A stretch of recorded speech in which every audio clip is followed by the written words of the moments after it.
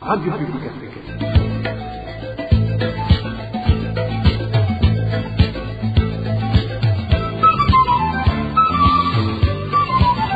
Radio Publique Africaine.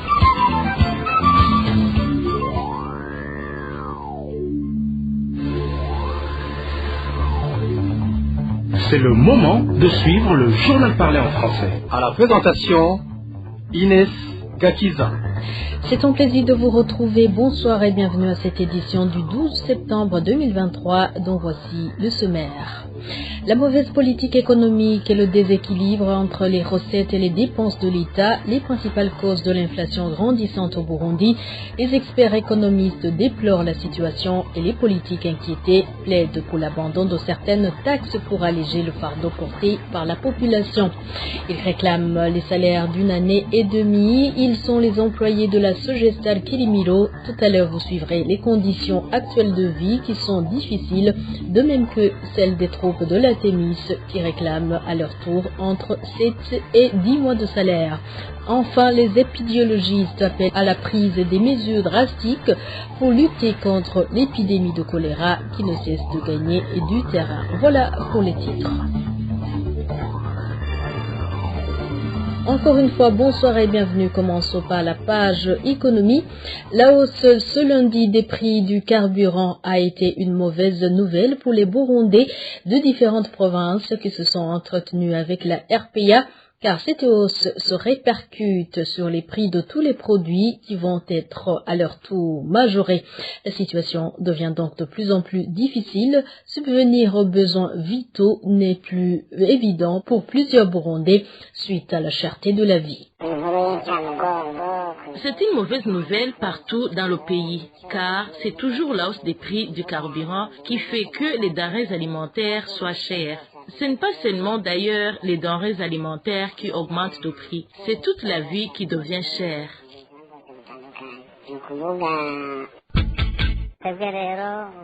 Pour nous, la situation va devenir pire, étant donné que le prix du carburant a beaucoup augmenté. On avait revu à la hausse les prix du carburant dans les 2 derniers mois. Alors maintenant, ça devient difficile pour nous de pouvoir nourrir nos familles.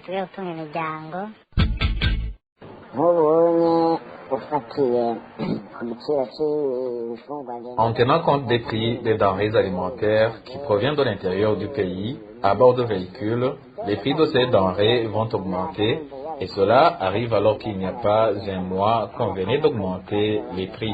Moi, je considère que nous entrons dans une situation de crise, mais aussi une crise de famine.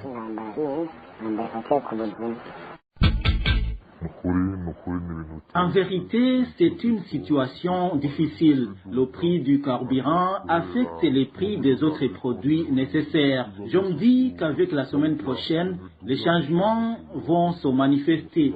En dépit de tout ça, le salaire reste inchangé. Nous, le bas peuple, nous ne voyons pas comment nous allons continuer à survivre. Nous demandons au gouvernement de tout faire pour empêcher la montée des prix sur le marché. Et cette hausse des prix et l'inflation au Burundi sont dues à une mauvaise politique économique du gouvernement et au déséquilibre entre les dépenses et les recettes de l'État. C'est l'analyse de l'économiste Serge Niramebura, directeur du cabinet Umugwiza, qui s'est engagé à contribuer à la compréhension des défis économiques burundais en vue d'un développement durable. Pour l'expert en économie, ces dépenses excessives de l'État sont observées dans les pratiques quotidiennes des autorités. Les prix ont augmenté de façon générale au niveau mondial jusqu'à l'ordre de 8%, mais nous voyons que l'augmentation des prix au Burundi est plus importante et va au-delà de 20%, et c'est dû principalement au phénomène interne. De façon générale, les prix augmentent parce que l'argent émis et où l'argent perçu par les gens a été supérieur par rapport à la production que ces gens ont offert, que ce soit dans les biens et les services. Alors, l'État étant un grand consommateur et producteur de biens et services, nous trouvons que, en grande partie, l'origine de la dévaluation ou de la perte de pouvoir d'achat de la monnaie est liée au comportement de l'État. Nous remarquons cela premièrement dans l'utilisation du personnel pléthorique. Nous voyons aussi cela avec les avantages qui sont liés au cadre de l'État. Lorsque ces gens-là, par exemple, lorsque nous voyons les camionnettes qu'ils utilisent, c'est-à-dire qu'ils vont avoir, chaque personne ou chaque chef de service va avoir une intendance parce qu'ils vont avoir plus d'une camionnette, d'une voiture de fonction. Il y a des voitures ou des camionnettes qui les déplacent. Il y a des camionnettes qui restent à la maison et il y a des camionnettes qui assurent leur sécurité. Tout ça, c'est de gros moyens par rapport à la production dont on attend de ces personnes. Troisième effet, c'est l'effet d'éviction. C'est-à-dire que lorsque ces gens-là, il n'est pas prohibé d'utiliser ces voitures et ces camionnettes à des fins personnelles, ces gens-là vont se lancer dans des activités économiques, le commerce ou la production de tels biens et services avec les moyens de l'État. Mais comme il y a une concurrence déloyale avec des gens qui utilisent leurs propres moyens, c'est-à-dire que ce ne sont que les agents de l'État finalement qui vont continuer à produire des biens et services parce qu'ils utilisent les moyens qui ne sont pas les leurs. Ces gens-là, au fond, ne font pas de profit, mais quand même, comme ils ne tiennent pas une comptabilité rigoureuse des biens et services qu'ils utilisent, c'est eux finalement qui vont rester sur le marché et empêcher les autres de fonctionner. Et c'est de là alors que l'État va perdre les impôts et toute la production, la valeur ajoutée que les gens habituels de fonction fournissaient au public. Le parti Sawanya Frodebu, pour sa part, se dit inquiété par la hausse au quotidien de tous les produits de première nécessité, alors que le pouvoir d'achat des citoyens burundais ne cesse de se dégringoler. Propos du vice-président de ce parti, Phineas Nigaba, fait savoir que l'augmentation du prix du carburant va compliquer davantage la cherté de la vie d'un simple citoyen. Ces derniers jours, il s'observe des hausses généralisées des prix sur tous les produits de première nécessité. Cette situation s'y revient alors que le pouvoir d'achat de la population se détériore du jour au jour. La hausse du prix carburant qui vient de se faire empire la situation car cette hausse aura des répercussions très graves sur la vie de la population qui vit déjà dans une pauvreté extrême. Aujourd'hui, la satisfaction des besoins fondamentaux n'est plus possible pour une grande partie de la population. Bref, la situation devient de plus en plus intenable. Le parti Sawanya Frodebu demande au gouvernement de songer à alléger le fardeau de la cherté de la vie vécue par les Burundais en abandonnant certaines taxes sur le carburant et en minimisant les dépenses des autorités. Écoutez encore une fois Phineas Nigaba, le vice-président du parti Sawanya Frodebu.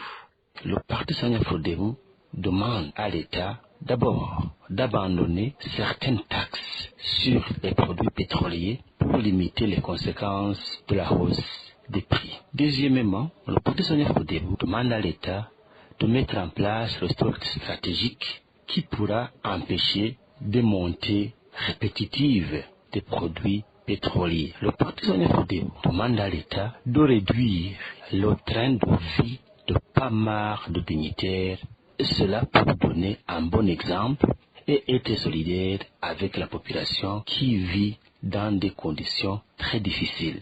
Et en plus, il faut que l'État surveille régulièrement les prix de tous les produits pour éviter qu'il y ait des spéculations qui peuvent nuire à la vie de la population. Alors, le parti Sawanya Frodebu dit tout cela parce que c'est l'État qui est le premier responsable pour garantir la satisfaction des besoins fondamentaux de toute la population.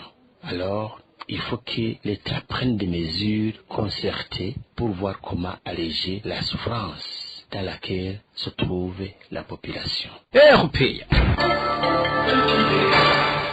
Page gouvernance à présent, 730 militaires burundais parmi ceux déployés en mission de maintien de la paix en Somalie seront bientôt rapatriés dans le cadre de la réduction des effectifs des troupes de l'Antémis. Ces militaires regrettent de rentrer sans avoir touché aucun sou de leurs indemnités alors qu'ils viennent de passer dans cette mission entre 7 et 10 mois. Ils demandent au gouvernement de tout faire pour qu'ils soient régularisés, d'autant plus puisqu'ils se préparent pour la rentrée scolaire de leurs enfants, suivi un de ces militaires qui s'est confié à la RPA.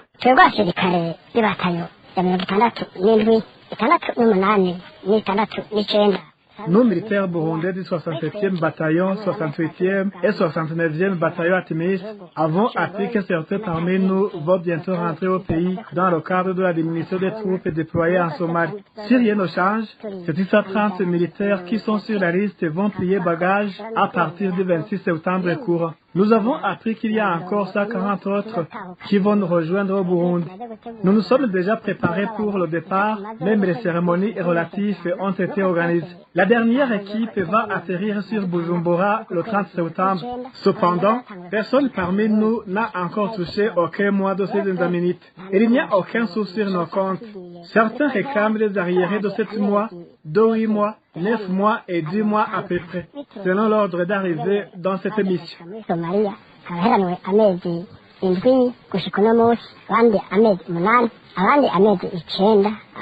Lorsqu'on demande à nos supérieurs hiérarchiques, ils nous recommandent de patienter, arguant que les autorités habilitées sont à l'œuvre pour nous régulariser. Nous leur demandons de tout faire pour que nous soyons rétablis dans nos droits, car bientôt c'est la rentrée scolaire. On ne voit pas comment nous allons envoyer nos enfants à l'école. Comment nous allons payer le minerval, acheter les cahiers et les uniformes, alors qu'on a des crédits bancaires qui doivent être remboursés avec nos maigres salaires. Nous demandons au chef de l'état-major général de l'armée Prime Nyongabo de tout faire pour que nous soyons régularisés. Si l'Union européenne n'a pas encore débloqué nos indemnités, qu'il discute avec le ministère des Finances ou la BRB afin que notre problème soit résolu.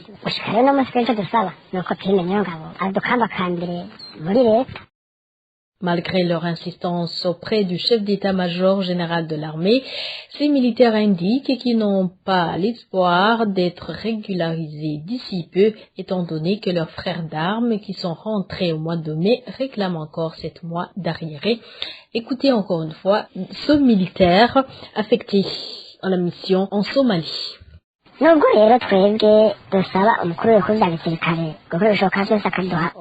si on insiste auprès du chef de l'état-major général de l'armée pour que nous soyons régularisés, on n'a pas d'espoir que nos doléances vont être entendues, car même ceux du 65e et 66e bataillon qui sont rentrés avant nous au mois de mai n'ont pas encore eu la totalité de leurs indemnités. Nous avons appris qu'ils ont eu 2 mois seulement sur les 9 mois d'arrière. On avait envisagé de contacter des crédits auprès de certains parmi eux, mais après avoir entendu qu'ils ont eu 2 mois seulement, on a abandonné cette idée, car ils ont contracté aussi des crédits et ils réclament 7 mois d'arrière. Nous constatons que nous avons les mêmes problèmes. C'est pourquoi nous demandons à Prime Nyongabo, le chef de l'état-major, de penser à nous tous qui sommes dans une situation difficile, surtout en cette période de la rentrée scolaire. Et je vous l'avais dit aussi dans les titres, le personnel de la société de gestion des stations de lavage du café Sogestal Kilimilo réclame les arriérés de 18 mois de salaire. Les familles des membres du personnel sont en détresse car leurs enfants ont abandonné l'école et certaines familles ont été chassées des maisons louées. Ils demandent aux responsables de la filière café au ministère de l'Agriculture et de l'Élevage de les rétablir dans leurs droits. Le point avec Eric Nyondima. Les arriérés réclamés par le personnel de l'ancienne société de gestion des stations de lavage et du café Sogestal Kilimilo, c'est le salaire d'août 2018 jusqu'au mois de mars 2020. Depuis l'arrêt de contrat de 230 employés de l'ex-Sogestal Kilimilo en 2020, les employés se sont confiés aux différentes instances gouvernementales mais en veille à cause selon eux des intérêts des anciens dirigeants de cette société. Les 230 employés licenciés de l'ex-Sogestal Kilimilo affirment que cette société a été dissoute en 2020 et ses activités gérées par l'Office pour le développement du café du Burundi Odessa, tout en ayant des retards de paiement de 18 mois. Les familles et des employés licenciés ne savaient pas à quel sens se vouer suite à la vie difficile qu'ils mènent actuellement. Ils indiquent que certains de leurs enfants ont été renvoyés de l'école et que certains ont été chassés dans les maisons louées. Pour le moment, les 230 employés licenciés de l'ex-Sogestal Kilimilo réclament en totalité une somme d'1,80 milliard de francs burundais. Ces employés licenciés se sont confiés aux différentes instances, à commencer par l'administration provinciale de Gitega, l'inspection du travail, le tribunal du travail, jusqu'à l'institution du président de la République, et rien n'a été fait. À ce propos, nous n'avons pas encore joint les dirigeants de la commission de liquidation qui a été créé par le gouvernement burundais. Merci à toi aussi, Eric Niyonzima. Et les travailleurs de la société Green Network, chargés de nettoyer la zone Ngagara, réclament leurs arriérés de 4 mois pour pouvoir survivre. Ces travailleurs de Green Network indiquent qu'actuellement, ils ont du mal à payer le loyer et les besoins scolaires pour la prochaine rentrée. Les détails avec Marie-Ange Ilakote. Les employés de l'entreprise Green Network disent ne plus savoir à quel sens se vouer. Selon un membre du personnel de la dite entreprise qui s'est entretenu avec la RPA, aujourd'hui, ils en arrivent à raser les murs de peur de faire face à leurs créanciers. Les commerçants ne nous lâchent plus. On prenait surtout le haricot, le riz et d'autres articles dans leurs boutiques. Et aujourd'hui, on ne trouve plus quoi leur dire pour nous excuser du retard. Et comme si cela ne suffisait pas, les propriétaires des maisons qu'ils louent risquent de les mettre à la porte car n'étant plus à mesure de payer les loyers, en fait qui les rend encore plus furieux, surtout qu'ils n'ont jamais manqué à l'appel durant toutes leurs prestations au sein de l'entreprise Green Network. Certains sont déjà hébergés par des amis et parentés. Imaginez-vous confisquer 4 mois de salaire à de petites gens qui ont déjà du mal à survivre. Oser faire cela à quelqu'un qui a des enfants alors que vous êtes vous-même parent montre que vous n'avez aucune humanité en vous.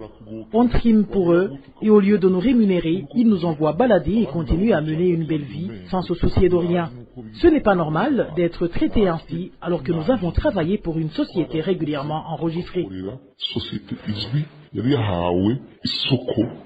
Pire encore, révèlent toujours nos sources, leurs enfants risquent d'en être les grandes victimes, vu qu'ils ne pourront plus aller à l'école si rien n'est fait pour que ces travailleurs soient rétablis dans leurs droits. Bientôt, c'est la rentrée scolaire. Nous n'avons toujours pas acheté le matériel scolaire, que ce soit les cahiers, les uniformes ou autres fournitures. Rien. Vous qui pouvez porter notre voix plus loin, aidez-nous à obtenir justice pour pouvoir au moins envoyer nos enfants à l'école. S'il le faut, que les autorités du pays prennent en main cette question. Ce personnel lésé est au nombre de 45 et preste dans les marchés d'Ongagara, Kotebu et Kinama. Parmi eux, 3 sont des chefs d'équipe et touchent mensuellement 300 000 francs burundais chacun.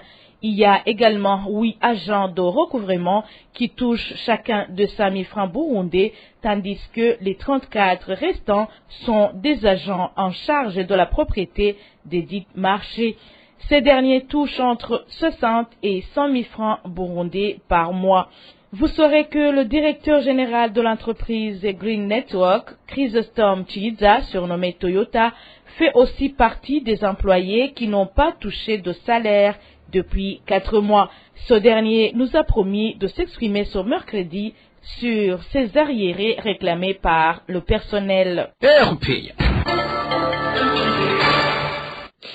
Mutation d'un certain nombre d'enseignants de la direction scolaire de la commune Gitega. Certains des enseignants concernés par la mesure estiment que c'est une mesure arbitraire.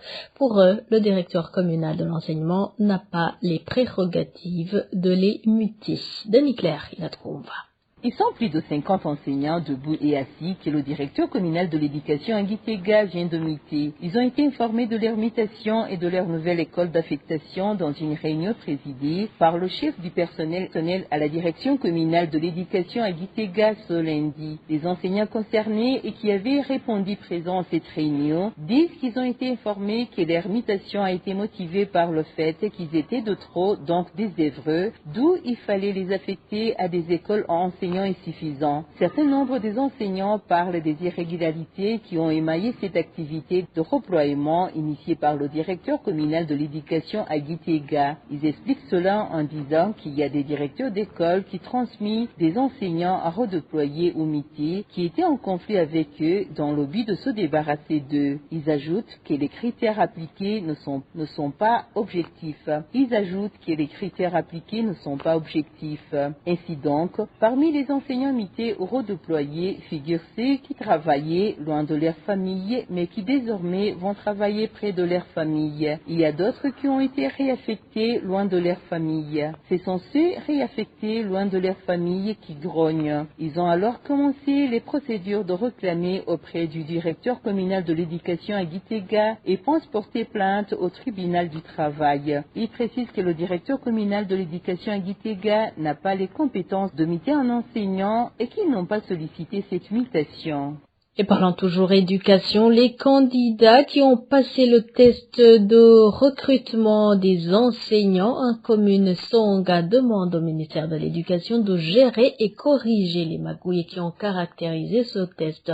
Selon ces candidats, certains ont présenté des attestations de service de plus de 6 mois falsifiées. Le point avec Elvis Nyomongere. Il demande au ministre de l'Éducation de ne pas s'arrêter à Bujumbura uniquement, mais de se rendre aussi à l'intérieur du pays pour voir les magouilles qui ont eu lieu lors de la passation du test de recrutement des enseignants. Il s'agit des candidats qui ont passé ce test en commune Songa dans la province de Bururi. Les parmi ces candidats fait savoir qu'il y a ces auxquels l'on a attribué des attestations prouvant qu'ils ont été des vacataires depuis plus de 6 mois, alors que c'est du pur mensonge.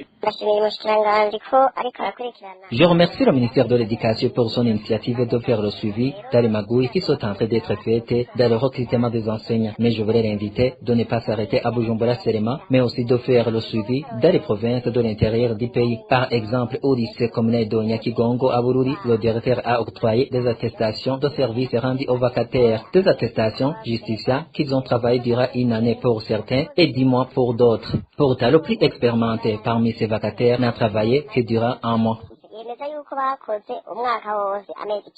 Au moment où le règlement du ministère de l'Éducation stipule qu'il y a ceux qui devraient avoir des notes de plus correspondant à leur ancienneté parmi les vacataires, certains disent qu'il y a ceux qui ont des notes qui ne correspondent pas à leur ancienneté. En plus de cela, il y a même d'autres qui ont eu des points de façon incompréhensible selon notre source.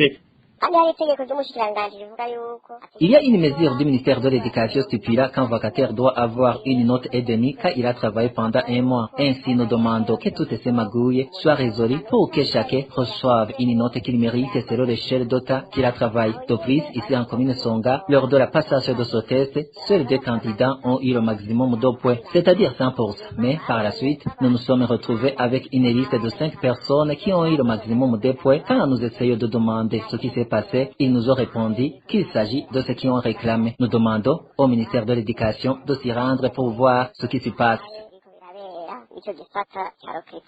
À part ces grognes, au sein des candidats de ce test de recrutement d'enseignants de la commune Songa, la situation est pareille dans d'autres provinces. La plupart disent qu'il y a du favoritisme dans l'octroi des points. La RPA n'a pas encore pu joindre le ministre de l'Éducation, François Habyarimana, pour s'exprimer sur ce sujet. Et dernier dossier de ce journal, le manque d'hygiène et la pauvreté qui s'observent au Burundi sont les causes derrière l'épidémie de choléra qui ne cesse de se manifester à une allure inquiétante. Analyse de Com Konakuze, expert en épidémiologie. Pour cet épidémiologiste, il est primordial que des mesures drastiques soient mises en place afin d'éradiquer une fois pour toutes cette épidémie. Nous entendons que l'épidémie de choléra au Burundi est devenue une maladie qui se manifeste souvent plus que dans les années passées. Aussi, ces derniers jours, le choléra se manifeste dans plusieurs localités, et surtout dans les centres urbains. Cela est dû au fait que l'hygiène manque au pays, en plus de la pauvreté vécue par bon nombre de citoyens. C'est une maladie qui date d'antan et elle a été découverte en 1884 avec l'apparition de la médecine moderne. Et se manifestait un peu partout car le développement était au bas niveau dans plusieurs pays. Cette maladie ne se manifeste actuellement que dans les pays qui se trouvent en arrière dans le développement, des suites du manque d'hygiène ainsi que de la consommation des aliments et de l'eau sale contenant des microbes porteurs de cette maladie. Ces microbes trouvent origine dans des excréments. Ce qu'il faut donc faire, c'est de mettre en place des mesures rigoureuses pour l'éradiquer une fois pour toutes. Il existe des mesures qui doivent être mises en place par la population et d'autres par le gouvernement.